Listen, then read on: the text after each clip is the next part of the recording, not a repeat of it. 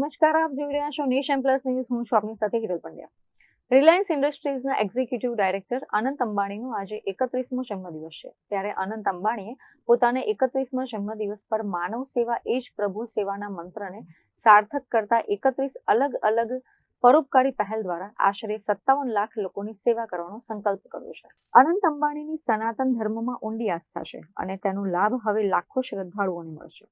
દ્વારકામાં ભગવાન કૃષ્ણના ધામમાં યાત્રાળુઓ માટે બહુમાળી યાત્રી ભવન અને દિવ્યાંગો માટે અત્યાધુનિક એસ્કેલેટર બનાવવામાં આવશે.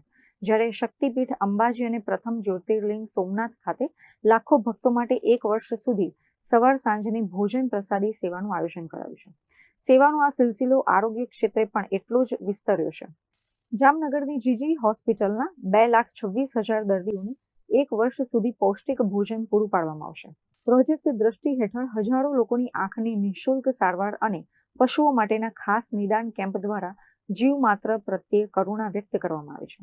શિક્ષણના ક્ષેત્રમાં જામનગર અને વડોદરામાં આદિવાસી વિદ્યાર્થીઓ માટે માળખાકીય સુવિધાઓ અને હજારો વિદ્યાર્થીઓને ટ્રેક સૂટનું વિતરણ કરવામાં આવ્યું છે. આ ઉપરાંત રાજકોટના સદભાવના વૃદ્ધાશ્રમ અને ખેડામાં મહિપતસિંહ ફાઉન્ડેશનને પણ નાણાકીય સહાય પૂરી પાડવામાં આવી છે, જેનો લાભ 4,000 વરિષ્ઠ નાગરિકોને મળશે.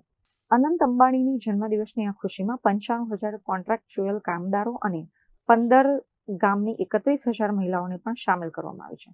આગામી 10 દિવસ સુધી ચાલનારા લોક ડાયરા અને સાંસ્કૃતિક કાર્યક્રમો દ્વારા જામનગર અને આસપાસના વિસ્તારોમાં ઉત્સવ જેવો માહોલ સર્જાયો છે. Bureau report, nation plus news, Jamnagar. સમાચારોના સતત અપડેટ મેળવવા માટે અમારી નેશન પ્લસ ન્યૂઝની યુટ્યુબ ચેનલને સબસ્ક્રાઇબ કરો, બેલ આઇકન દબાવો અને જોડાયેલા રહો ફેસબુક, ઇન્સ્ટાગ્રામ અને ટ્વિટર પર.